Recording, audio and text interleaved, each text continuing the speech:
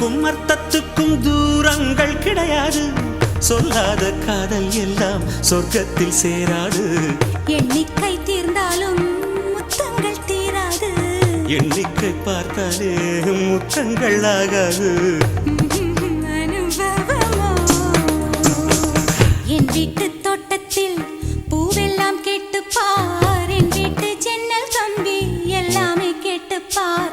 என் வீட்டு தென்னங்கீற்றை இப்போதே கேட்டுப்பார். என் நெஞ்சை சொல்லுமே.